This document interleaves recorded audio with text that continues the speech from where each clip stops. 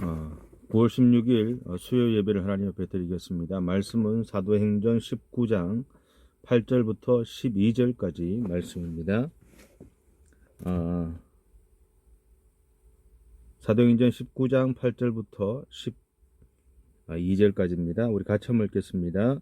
바울이 회당에 들어가 석 달 동안 담대히 하나님 나라에 관하여 강론하며 권면하되 어떤 사람들은 마음이 굳어 순종하지 않고 무리 앞에서 이 도를 비방하거늘 바울이 그들을 떠나 제자들을 따로 세우고 도라노 서원에서 날마다 강론하니라. 두 회 동안 이같이 하니 아시아에 사는 자는 유대인이나 헬라인이나 다 주의 말씀을 듣더라.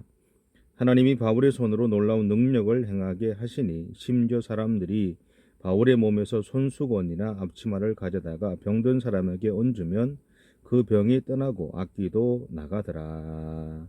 아멘. 오늘 역주행 중입니다. 사도행전 19장 이 말씀을 보면서 이 복음을 전하는 바울을 통해서 들었던 생각은 하나였습니다. 그것은 선교라는 단어가 떠올랐어요. 선교란 뭘까요? 좀 막연하시죠? 또 생뚱맞다고 생각하실지도 모르겠습니다. 왜 말씀을 전하면서 갑자기 선교라는 이야기를 할까? 선교라는 단어를 생각하면 저 같은 목사에게 떠오르는 생각은 사서 고생한다라는 생각입니다.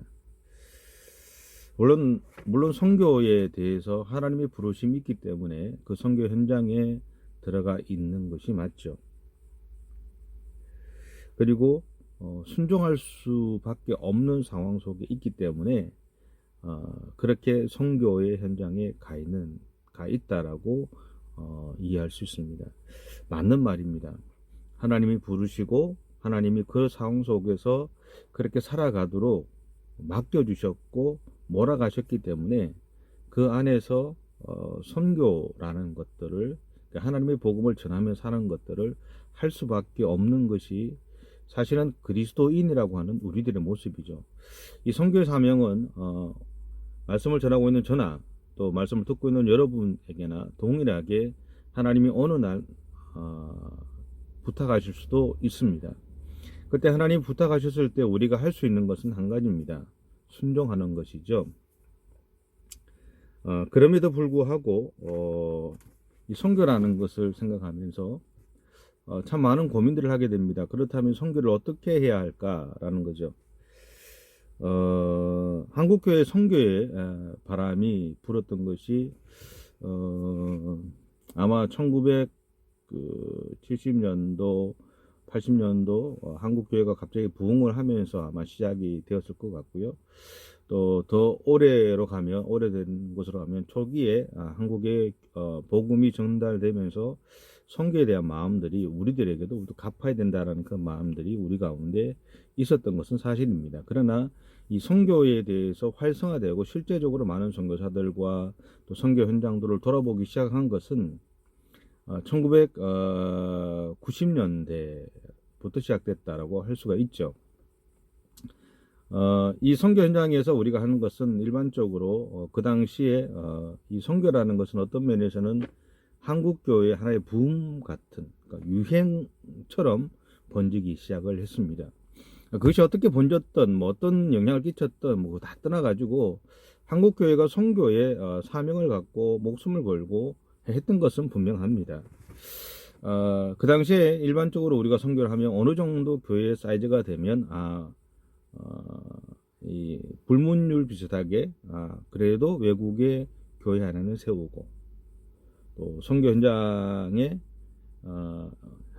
이렇게 하나 정도 이렇게 돕고 그런 보이지 않는 룰 같은 룰이 있었고요.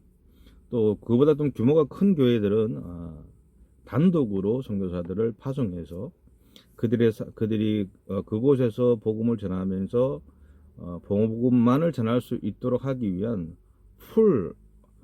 풀로 이제 후원을 하게 되죠. 그리고 어느 순간 우리 교회는 단독으로 선교사를 몇 사람 보냈어. 또 우리 교회는 어느 곳에 몇 교회를 세웠어. 라는 것이 우리들에게 자랑 아닌 자랑거리가 되기도 했습니다.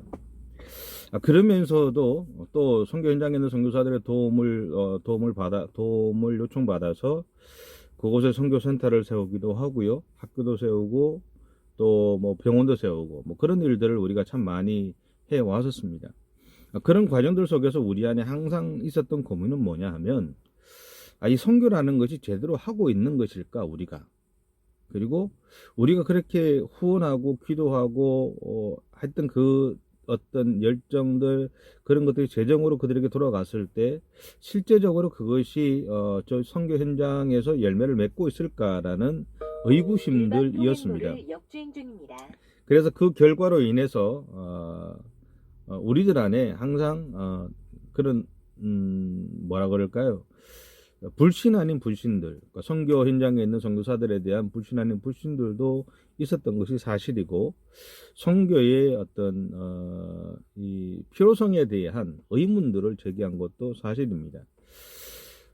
어쨌든 그럼에도 불구하고 한국 교회에서는 교회 안에서는 이제 선교사와 선교 현장에 대한 그 마음들을 계속 품고 있었습니다. 그러다가 2010년쯤 됐을 때부터 2010년부터 시작해서 우리가 제대로 이게 선교하는 이 방법들이 올바를까라는 의구심과 함께 우리가 복음을 전하는 것이 아니라 선교 현장에 있어 보니까 그 현장에 있는 현지인들을 훈련을 시키고 양육을 시키고 교육을 시켜서 그들을 목회자로 세우고 전도자로 세워서 그들을 통해서 현지인들에게 복음을 전하는 것이 더 효과가 있더라라는 생각들을 하기 시작을 했습니다. 그래서 그런 제안을 받아서 그 다음부터는 이제 한국교회에서 우리가 선교 현장에 대한 어떤 선교에 대한 방향도 조금 바꿔야 되겠다라는 인식들을 가지게 됐죠. 그럼에도 불구하고 구체적인 방법을 찾지 못했고 그것을 해결할 수 있는 어떤 소위 말하는 획기적인 어떤 해결책들을 찾지 못했기 때문에 우리가 할 수 있는 것은 계속 재정적으로 후원을 하고 선교사를 보내고 선교사가 오면 선교 보고를 받고 우리가 재정으로 후원했던 현장들 또 기도로 후원했던 그 현장들이 잘 하나님 앞에서 잘 돌아가는지를 돌아보게 됐습니다. 그럼에도 불구하고 참 이 선교라는 게 참 어렵죠. 왜냐하면 그렇게 단순하게 알 수 있는 것은 아니기 때문에 그렇습니다. 그래서 오늘 성경에 보면 바울이 에베소에 있는 회당에서 한 6개월 정도 먼저 거기에 선 디아스포라 유대인들에게 복음을 전합니다. 그러다가 그 현장 속에서 같은 디아스포라 유대인들 중에 일부를 통해서 아니면 또 상당히 많은 사람들을 통해서 그는 계속적으로 공격을 받죠. 그가 전하는 복음이 그들이 알고 있는 율법과 조금 다르다라는 것이고요. 그들은 아직 예수를 메시아로 인정하지 않는데 바울은 메시아로서 예수를 계속적으로 강조하기 때문이었습니다. 그런 갈등들 속에서 바울이 고민을 하다가 바울은 두란노라는 곳으로 자리를 옮깁니다. 이 두란노라는 곳은 소위 말하는 이 에베소라는 도시에서 철학을 강론했던 또 철학에 대한 교육을 받았던 그런 장소였죠. 그래서 지난주에도 말씀드렸듯이 바울은 이곳에서 오전 11시부터 오후 4시까지 시간들 속에서 이 장소를 빌려서 이곳에서 복음을 전하기 시작을 합니다. 그런데 에베소 회당에서 복음을 전할 때 바울이 한 것은 주로 설교였습니다. 말씀을 강론하는 것이었는데 이 도나노 소원에서의 이 바울의 이 모습은 조금 다릅니다. 그러니까 다시 말하면 선교 전략이 좀 변했다라는 거죠. 말씀을 전하는 것과 함께 그곳에서 이방인이든 그곳을 찾아오는 디아스포라 유대인이든 그들을 말씀으로 이렇게 교육하기 시작합니다. 그들을 양육하기 시작해요. 그래서 그들로 하여금 그들의 이 에베소 사람들이 되었던 에베소 살고 있는 디아스포라 유대인이 되었던 그들을 통해서 이 에베소라는 도시에 예수를 전할 수 있는 길을 열기 시작하죠. 우리가 한국교회가 선교에 대해서 고민을 하면서 가지고 있었던 가장 큰 문제는 뭐냐면 정말 이것이 현재 도움이 되는가라는 겁니다. 아니면 정말 탁상공론이나 그냥 우리 어떤 열정만으로만 채워지는 것은 아닌가. 그리고 우리가 정말 힘들게 교인들이 힘들게 했던 그 헌금들이 제대로 사용되어 주고 있는가에 대한 의구심들이었습니다. 그러다가 찾은 것이 이거는 복음은 2010년 이후에 선교의 전략으로 변한 것이 뭐냐면 현지화라는 거죠. 그러니까 선교 현지화. 그러니까 그것이 그곳에 병원을 세웠던, 학교를 세웠던, 선교센터를 세웠던, 교회를 세웠던 상관없이 우리가 보낸 선교사들을 통해서 그곳에 있는 현지인들에게 복음이 전달되고 있는가, 그리고 그들이 그 복음을 통해서 그들의 삶이 우리처럼 변화되어지고 있는가, 그들의 삶에 예수 그리스도가 그들의 진정한 주인으로, 구주로 그들의 삶에 머물게 되었는가라는 어떤 그런 고민들이었습니다. 그래서 이 선교의 어떤 방향도 그때부터 바뀐 것이 뭐냐면 현지화라는 거예요. 철저하게 현지화하자는 거였습니다. 오늘 본문에서 바울이 우리에게 보여주는 것이 저는 그 모습이다라고 생각을 합니다. 바울은 에베소라는 곳에서 먼저 회당에서 복음을 전할 때 이것은 그가 일반적으로 지금까지 복음을 전하는 모습이었습니다. 그런데 이곳에 있던 디아스포라 유대인들을 통해서 거절을 당하게 되고 또 보이지 않는 그런 어려움들을, 그 에베소라는 도시 안에서 생기는 어려움들을 겪으면서 바울이 선교의 방향을 조금 바꾸게 됩니다. 그런데 소위 말하는 우리가 선교라는 것, 해외에서 복음을 전하고 외국에 있는 사람들이 예수를 믿게 하는 그 문제뿐만 아니라 이 방법은 오늘 우리의 삶의 현장에서 이 국내에서 전도라는 모습으로 우리가 복음을 전하는 그곳에서도 그대로 적용이 된다는 사실들을 기억하셔야 됩니다.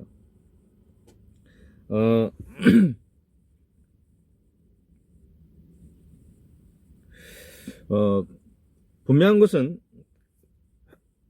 복음을 전한다는, 그러니까 하나님의 복음을 전한다는 것은 그리스도인들의 목표고 목적이죠. 그러나 복음 전함은 내가 아니라 하나님이 이끌어 주셔야 한다라는 겁니다. 그래서 바울은 골로새서 4장 3절에서 이렇게 권면하고 있습니다. 하나님이 전도할 문을 열어주사 그리스도의 비밀을 말하게 하시기를 구하라. 바울이 에베소라는 도시에서 먼저 회당에서 복음을 전하다가 그의 선교 전략을 바꾸어서 두란노에서는 말씀을 선포하는 것과 함께 양육하는 것을 동시에 했던 것들 속에는 골로새서 4장 3절에서 이야기하듯이 하나님이 전도할 문을 열어주사 그리스도의 비밀을 말하게 하기를 구하라고 하는 이 말씀에 근거해서 그가 하나님의 도우심을 구하고 하나님의 인도하심을 구했던 결과로 하나님이 그에게 주셨던 지혜라고 저는 생각을 합니다. 바울에게 있어서는 이 선교의 지혜, 또 오늘 그리스도인으로 살아가는 우리들에게도 마찬가지죠. 이 선교에 대한 지혜, 그리고 전도에 대한 지혜라는 것들을 우리가 놓치지 말아야 하죠. 어쨌든 바울이 두란노 소원이라는 곳에서 말씀을 전하고 양육을 하면서 이전까지와는 조금 다른 양태의 어떤 선교의 모습이 드러나긴 했습니다. 그러나 동일하게 나타나는 것이 있었습니다. 그것은 뭐냐면 복음의 능력이 바울을 통해서 계속적으로 나타났다라는 것이죠. 그리고 에베소 사람들은 이것을 통해서 바울이 전하는 복음을 받아들이기 시작했습니다. 그런데 에베소 사람들에 대한 이 바울의 영향력이 그 결과로 이제 커지게 되죠. 그러면서 문제가 등장을 합니다. 그것은 뭐냐면 당시 에베소 사람들은 자신들을 아데미와 그리고 제우스의 성전직이라고 생각을 했다고 합니다. 그런데 바울이 말씀을 전하고 돌아가면서 말씀을 전하고 또 양육하는 이 전도의 방법, 이 선교의 하나의 방법으로 인해서 그들 사회 안에서 이 정신들이 무너지기 시작했다라는 거죠. 여러분 우리가 정말 절대 진리처럼 믿고 있던 것들이 우리 안에서 흔들리면 우리는 어떻습니까? 세상적인 표현으로 멘붕이라는 것을 경험하게 되죠. 내 모든 것이 전부 다 무너지는 것 같은 어떤 절망감들을 느끼게 됩니다. 마찬가지로 지금 이 에베소에 있는 사람들이 느꼈던 것도 이 동일한 두려움이었고 절망감이었고 아픔이었다라는 것을 기억하셔야 됩니다.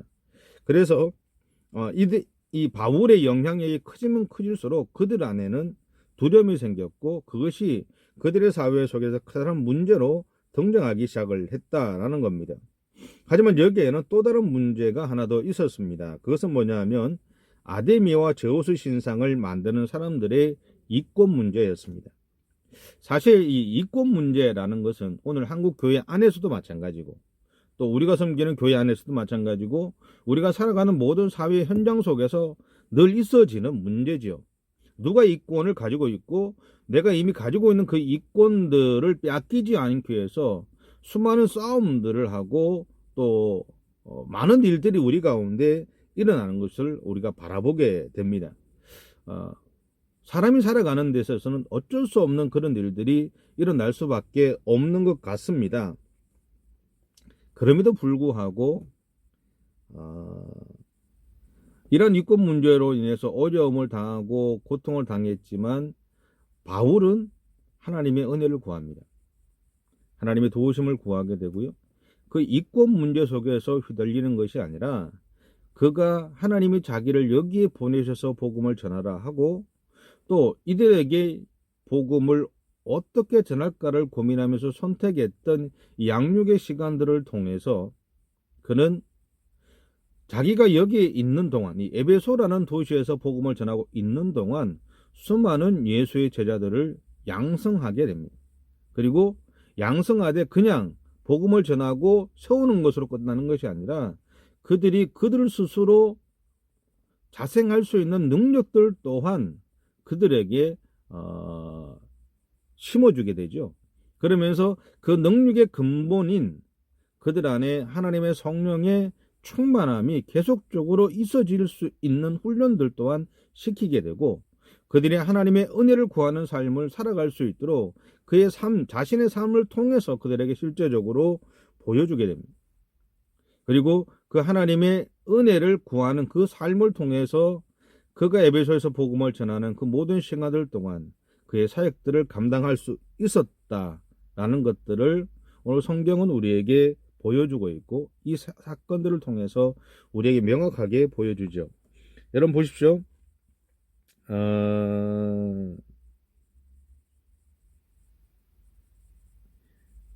9절 보십시오. 9절부터 9절 일단 보시고요. 같이 읽겠습니다. 어떤 사람들은 마음이 굳어 순종하지 않고 무리 앞에서 이 돌을 비방하거늘 바울이 그들을 떠나 제자들을 따로 세우고 도란노 송원에서 날마다 강론하니라. 그 다음에 11절과 12절 보십시오. 하나님이 바울의 손으로 놀라운 능력을 행하게 하시니 심지어 사람들이 바울의 몸에서 손수건이나 앞치마를 가져다가 병든 사람에게 얹으면 그 병이 떠나고 악귀도 나가더라. 바울이 두란노 소원에서 복음을 전할 때나 에베소 회당에서 복음을 전할 때나 동일하게 나타났던 것은 뭐냐 하면 바울의 손을 통해서 하나님의 능력이 나타났다라는 겁니다. 바울이 선교 전략을 바꾸었음에도 불구하고 하나님의 능력은 동일하게 나타났다라는 거죠. 다시 말하면 바울이 늘 어떤 자리에 서 있던 바울은 늘 하나님의 은혜를 구하고 하나님의 능력이 자기를 통해서 드러나서 하나님의 영광을 드러내기를 강구하는 삶을 놓치지 않고 살아갔다라는 겁니다. 한국교회가 선교의 이 방향들을 바꾸면서 가장 고심하는 것이 뭐냐면 그렇다면 우리가 선교사를 내보내야 되느냐 선교 현장에 있는 선교사를 후원해야 되느냐라는 고민들입니다. 왜냐하면 교회가 재정적으로 약해지기 시작했고 교인들의 숫자가 줄어들면서 재정이 약해지기 때문이죠. 근데 여러분 기억하실 게 뭐냐면 보내야 될 선교사는 여전히 있습니다. 그리고 이미 세워진 선교 현장도 여전히 있습니다. 근데 하나님이 그렇게 보내야 될 선교사를 세우고 선교 현장들을 놔두시는 이유는 한 가지죠. 오늘 두란노 소원에서 복음을 전했던 바울처럼 하나님의 말씀을 전하고 그리고 그 현장에 있는 사람들을 양육하서 세워서 그들로 하여금 복음의 현지화가 이루어질 수 있도록 도우라는 겁니다. 그래서 우리는 여전히 선교 현장에 후원을 해야 되는 것이고 선교사를 보내야 되는 것이고 우리의 삶의 현장에서 복음을 전하는 삶을 놓치지 말아야 된다라는 겁니다. 무엇보다도 이 복음의 현장에는요, 하나님의 능력이 나타나야 되죠. 바울이 하나님의 능력을 나타냄으로 인해서 에베소에 있는 사람들이 하나님을 향한 하나님을 바라보게 되었고 복음을 받아들였던 것처럼 우리가 전하는 복음의 현장, 그게 해외 외국이 되었던 국내가 되었던 이 복음의 현장 속에서는 하나님의 능력이 나타나야 합니다. 우리가 드리는 이 교회 공동체 안에서도 하나님의 능력이 나타나야 되지요. 왜냐하면 그 교회 공동체의 모습들이, 그래서 일어나는 일들이 주변에 영향을 끼치기 때문입니다. 주변 사람들에게 하나님의 능력이 임하고 있다는 것들을 보여줄 수 있기 때문이죠. 그런데 이런 하나님의 역사는, 하나님의 능력은 우리의 기도를 통해서 이루어진다라는 겁니다. 그런데 우리가 아무리 기도해라고 해서 기도하지 않죠. 분명한 것은 내가 하나님의 은혜를 경험해 보면 기도해라 하면 기도합니다.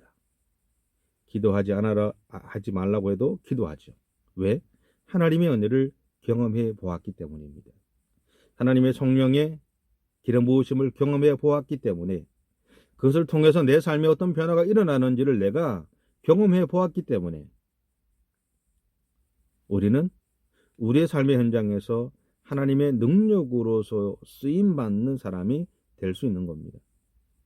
여러분, 헨리 앤 탐 블랭컵이라는 사람이 하나님께서 쓰시는 사람이라는 책에서 이런 말을 했습니다. 하나님께 순종하는 사람, 복종하는 사람은 그가 일하는 직장이나 지역 공동체에 영향을 미칠 수 있습니다. 한 사람의 학생일지라도 학교 전체에 영향을 줄 수 있습니다. 자녀 하나가 가족 전체를 달라지게 할 수 있습니다. 겸손하고 순종하는 한 사람의 삶이 교회 전체를 휘받고 놓을 수 있습니다. 그러므로 그리스도인은 하나님 나라의 시민으로서 하나님 나라의 방식에 따라 각자의 몫을 담당해야 합니다. 또한 허더슨 테일러는 이렇게 말하죠. 행하는 모든 일이 하나님께 중심을 맞추고 있는지 항상 주의를 기울이십시오. 하나님의 일이란 하나님을 위해 사람들이 하는 일이 아닙니다. 사람들을 통해 하시는 하나님 그분의 일입니다. 오늘 사도행전 19장을 통해서 이 19장에서 복음을 전하고 있는 바울을 통해서 저에게 들었던 단어는 선교라는 겁니다.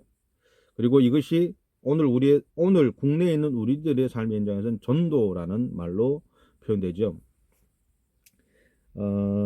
바울이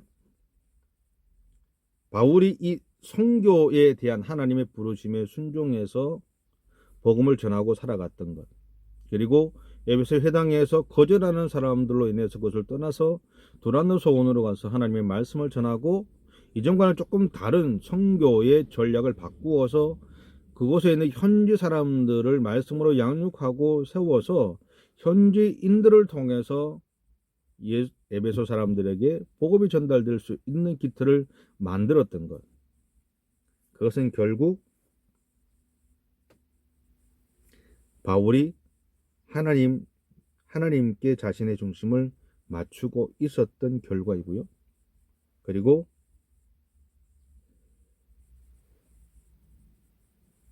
허더슨 테일러가 표현했듯이 하나님의 일이란 하나님을 위해 사람들이 하는 일이 아니라 사람을 통해서 하시는 하나님 그분의 일이다라고 하는 이 말처럼 바울은 자신의 일을 하려고 하는 것이 아니라 자신을 통해서 무언가를 이루려고 했던 것이 아니라 자신을 통해서 하나님 그분의 일을 행하실 수 있도록 자신을 드렸던 결과로 이루어진 일이라는 겁니다.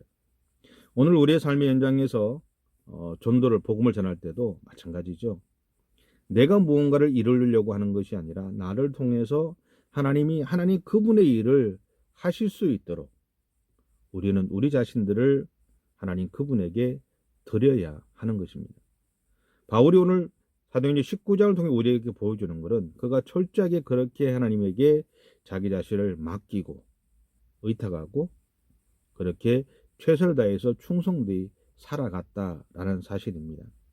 저도 그렇고 여러분도 그렇고 우리에게 주어진 남은 일평생 동안 그렇게 하나님 앞에 쓰임받고 하나님이 하나님의 일을 하실 수 있는 좋은 통로로 또 도구로 쓰임받는 그런 저와 여러분의 삶이 되시기 바랍니다. 기도하겠습니다.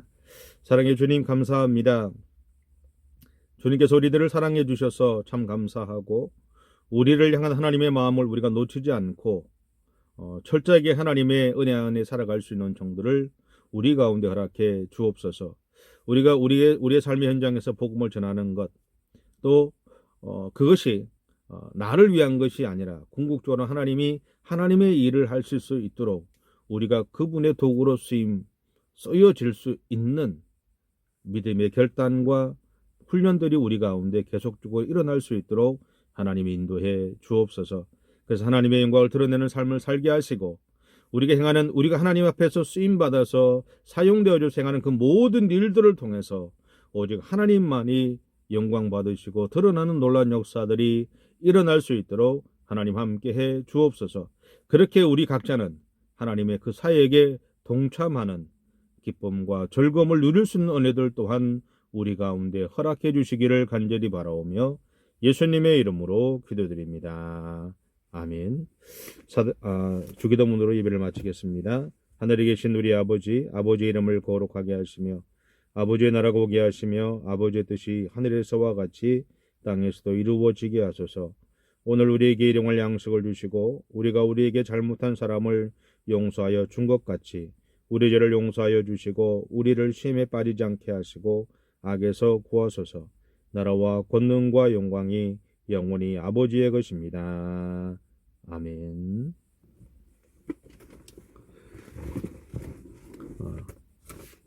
평안하시고 또 웃는 모습으로 또 즐거운 모습으로 만날 수 있기를 바랍니다. 사랑합니다. 축복합니다.